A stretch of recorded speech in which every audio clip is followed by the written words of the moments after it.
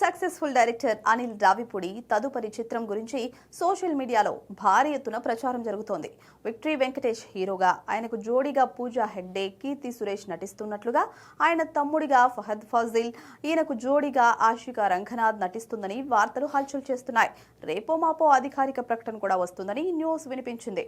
అలాగే ఈ సినిమాకు శ్రీమతి లతా వెంకటరెడ్డి అనే టైటిల్ కూడా ఖరారు చేశారని, నటీనటుల ఎంపిక పూర్తయిందని, జూన్ జూలైలో షూటింగ్ కూడా మొదలు పెట్టనున్నారని ఫిల్మ్ నగర్ లో వార్తలు జోరుగా వినిపిస్తున్నాయి. దీంతో ఈ వార్తలపై అనిల్ రావిపూడి తనదైన శైలిలో స్పందించారు.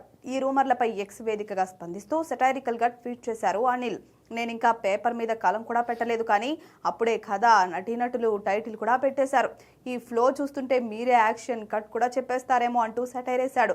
తన సినిమా గురించి వస్తున్న వార్తల్లో నిజం లేదని ఆయన స్పష్టం చేశారు. తన తదుపరి సినిమా ఎవరితో ఉండబోతోంది, అది ఎలాంటి కథ అనే విషయాలను అతి త్వరలోనే అధికారికంగా వెల్లడిస్తానని ఆయన పేర్కొన్నారు.